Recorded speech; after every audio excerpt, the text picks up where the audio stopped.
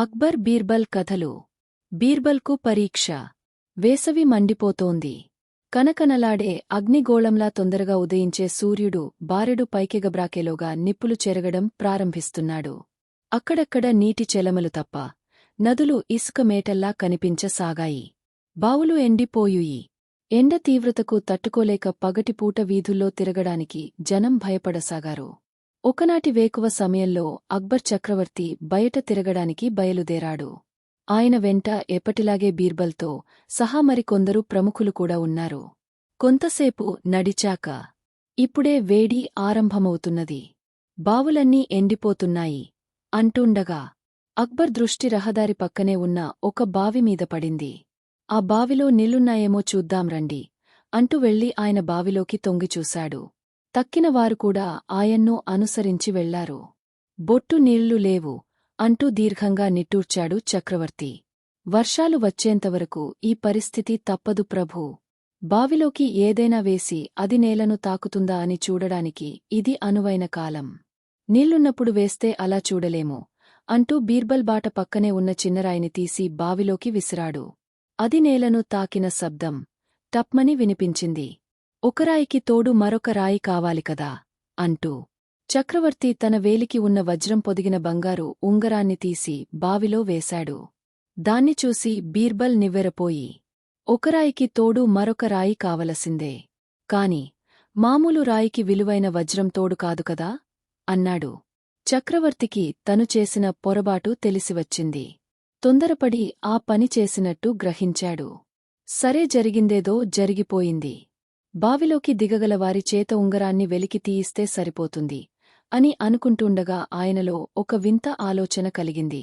బీర్బల్ మనిషిని బావిలోకి దింపి ఉంగరాన్ని వెలుపలికి తీయించవచ్చు. అయితే అంటూ ఆగాడు చక్రవర్తి. ఏమిటో సెలవివ్వండి ప్రభూ అన్నారు బీర్బల్తో సహా అందరూ ముక్తకంపంతో. అయితే బావిలోకి దిగకుండా పైనుంచే ఉంగరాన్ని ఎవరైనా వెలికి తీయగలరా అని అడిగాడు చక్రవర్తి. అసాధ్యం అన్నాడు ఒక వృద్ధ ప్రముఖుడు. అంటే బావిలోకి దిగకుండా ఉంగరాన్ని వెలికి తీసే మార్గమే లేదంటారు, అంతేకదా అని అడిగాడు చక్రవర్తి.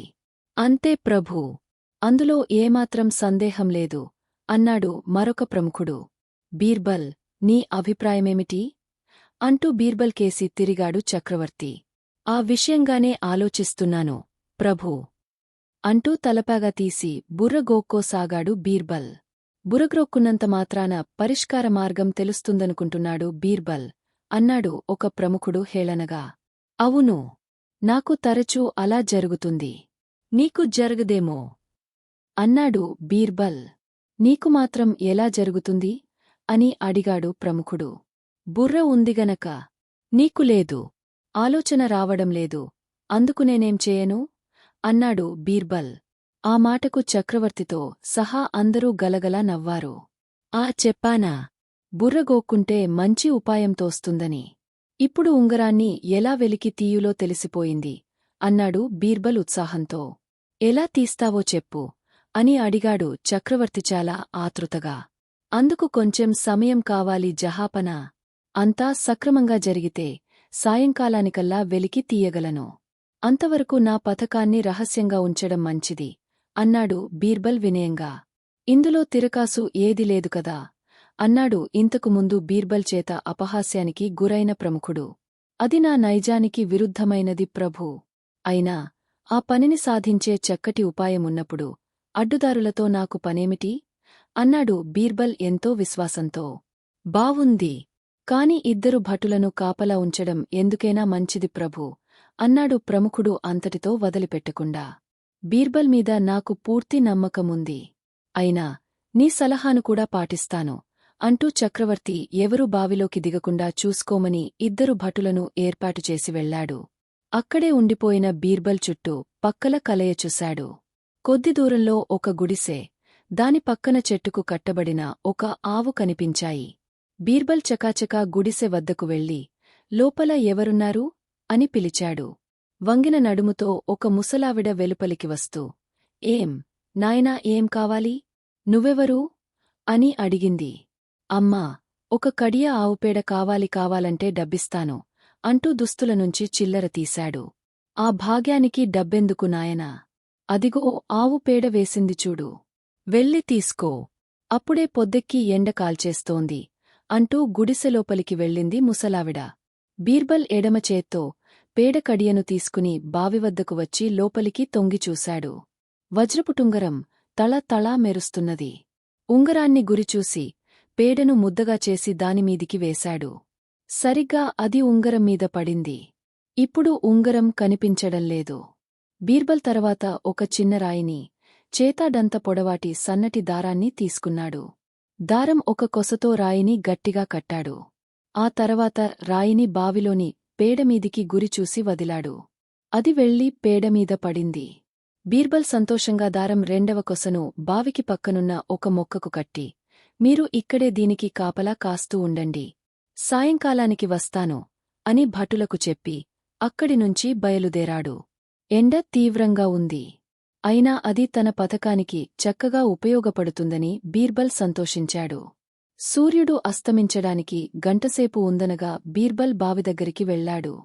మొక్కకు కట్టిన దారాన్ని చేతికి చుట్టుకుని దారాన్ని బావినుంచి జాగ్రత్తగా పైకి లాగసాగాడు. దారానికి కట్టిన రాయి, దాంతోపాటు రాయి చుట్టూ ఎండకు పిడకలా ఎండిపోయిన పేడలోపలి చక్రవర్తి వజ్రపుటుంగరం పైకి రాసాగాయి. బీర్బల్ పిడకను అందుకుని విరిచి చూశాడు. అందులో వజ్రపుటుంగరం కనిపించింది. దానిని శుభ్రంగా కడిగి దుస్తుల్లో దాచుకుని చక్రవర్తి దర్శనానికి బయలుదేరాడు బీర్బల్. రాజభవనం చేరేసరికి అక్కడ చక్రవర్తితో సహా పలువురు ప్రముఖులు కనిపించారు. షహెన్ షా అంటూ బీర్బల్ వంగ సలాం చేశాడు. ఉంగరం తెచ్చావా? అని అడిగాడు చక్రవర్తి. తెచ్చాను. ఇదిగో ఆలంపన అంటూ బీర్బల్ చక్రవర్తికి ఉంగరం అందించాడు వినయంగా. ఎలా వెలికి తీశావు?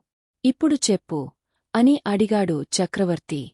బీర్బల్ అంతా వివరించాడు. వాహ్ వాహ్, నిజంగానే నువ్వు అందరికన్నా తెలివైనవాడివి బీర్బల్ అంటూ చక్రవర్తి అతడికి నాణాల సంచిని బహుకరించాడు. ఆశ్రితపోషణలో, దయుగుణంలో మీకు సాటిరాగల రాజులు భూప్రపంచంలోనే లేరు షహెన్ షా అంటూ బీర్బల్ నాణాలను అందుకుని చక్రవర్తికి మరోసారి సలాం చేశాడు.